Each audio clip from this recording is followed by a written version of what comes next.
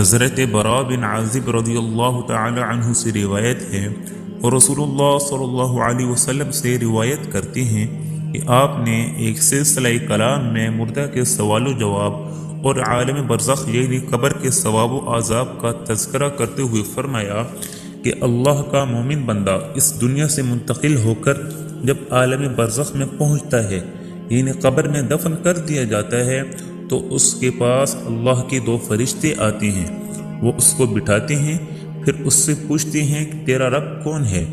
وہ کہتا ہے کہ میرا رب اللہ ہے۔ پھر پوچھتے ہیں کہ تیرا دین کیا ہے؟ وہ کہتا ہے کہ میرا دین اسلام ہے۔ پھر پوچھتے ہیں کہ یہ آدمی جو تمہارے اندر نبی کی حیثیت سے کھڑا کیا گیا تھا یعنی حضرت محمد صلی اللہ علیہ وسلم، ان کے بارے میں تمہارا کیا خیال ہے؟ وہ کہتا ہے وہ اللہ کے سچے رسول ہیں۔ وہ فرشتے کہتے ہیں کہ تمہیں یہ بات کس نے بتلائی، یعنی ان کے رسول ہونے کا علم کس ذریعے سے ہوا؟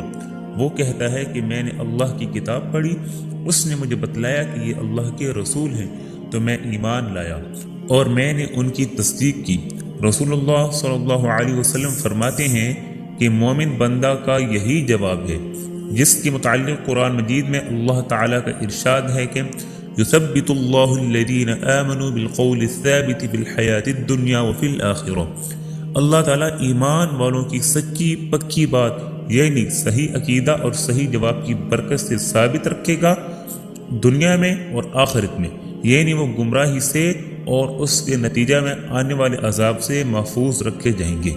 اس کے بعد رسول اللہ صلی اللہ علیہ وسلم نے فرمایا مومن بندہ فرشتوں کے مذکورہ بالا سوالات کے جب اس طرح ٹھیک ٹھیک جوابات دے دیتا ہے تو ایک ندا دینے والا آسمان سے ندا دیتا ہے، یعنی اللہ تعالیٰ کی طرف سے آسمان سے اعلان کرایا جاتا ہے کہ میرے بندے نے ٹھیک بات کہی اور صحیح صحیح جوابات دیے، لہٰذا اس کے لیے جنت کا فرش کرو اور جنت کا اس کو لباس پہناؤ اور جنت کی طرف اس کے لیے ایک دروازہ کھول دو۔ چنانچہ وہ دروازہ کھول دیا جاتا ہے اور اس سے جنت کی خوشگوار ہوائیں اور خوشبوئیں آتی ہیں اور جنت میں اس کے لیے منتہائی نظر تک کشادگی کر دی جاتی ہے، یعنی پردے اس طرح اٹھا دیے جاتے ہیں کہ جہاں تک اس کی نگاہ جائے وہ جنت کی بہاروں اور اس کے نظاروں سے لذت اور فرحت حاصل کرتا رہے۔ یہ حال تو رسول اللہ صلی اللہ علیہ وسلم نے مرنے والے سچے اہل ایمان کا بیان فرمایا۔ اس کے بعد ایمان نہ لانے والے کافر کی موت کا ذکر آپ نے کیا اور فرمایا مرنے کے بعد اس کی روح اس کے جسم میں لوٹائی جاتی ہے اور اس کے پاس بھی دو فرشتے آتے ہیں، وہ اس کو بٹھاتے ہیں اور اس سے بھی پوچھتے ہیں کہ تیرا رب کون ہے؟ وہ خدا نشناس کہتا ہے ہائے ہائے میں کچھ نہیں جانتا۔ پھر فرشتے اس سے پوچھتے ہیں کہ دین تیرا کیا تھا؟ وہ کہتا ہے کہ ہائے ہائے میں کچھ نہیں جانتا۔ پھر فرشتے اس سے کہتے ہیں کہ یہ آدمی جو تمہارے اندر بحیثیت نبی کے مبعوث ہوا تھا تمہارا اس کے بارے میں کیا خیال تھا؟ وہ پھر بھی یہی کہتا ہے ہائے ہائے میں کچھ نہیں جانتا۔ اس سوال و جواب کے بعد آسمان سے ایک ندا دینے والا اللہ تعالی کی طرف سے پکارتا ہے کہ اس نے جھوٹ کہا، یعنی اس نے فرشتوں کے سوال کے جواب میں اپنا بالکل انجان اور بے جرم ہونا ظاہر کیا۔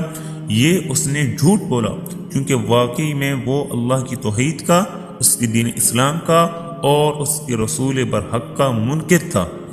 بس اللہ تعالیٰ کی طرف سے منادی ندا کرے گا کہ اس کے لیے دوزخ کا فرش کرو اور دوزخ کا اس کو لباس پہناؤ اور اس کے لیے دوزخ کا ایک دروازہ کھول دو، چنانچہ یہ سب کچھ کر دیا جائے گا۔ رسول اللہ صلی اللہ علیہ وسلم فرماتے ہیں کہ دوزخ کے اس دروازے سے اس کو برابر دوزخ کی گرمی اور دوزخ کی لپٹیں اور جلانے جھلسانے والی ہوائیں اس کے پاس آتی رہیں گی اور اس کی قبر نہایت تنگ کر دی جائے گی، جس کی وجہ سے اتنا دباؤ پڑے گا کہ اس کے سینے کی پسلیاں ادھر سے ادھر ہو جائیں گی۔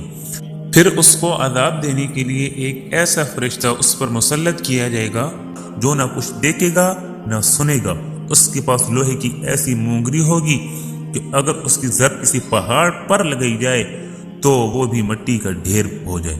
وہ فرشتہ اس مونگری سے اس پر ایک ضرب لگائے گا جس سے وہ اس طرح چیخے گا جس کو جن و انس کے علاوہ وہ سب چیزیں سنے گی جو مشرق و مغرب کے درمیان ہے، اس ضرب سے وہ خاک ہو جائے گا، اس کے بعد اس میں پھر روح ڈالی جائے گی۔ اللہ تعالی ہم سب کا خاتمہ ایمان پر نصیب فرمائے اور قبر اور آخرت کی منزلیں آسان فرمائے، آمین۔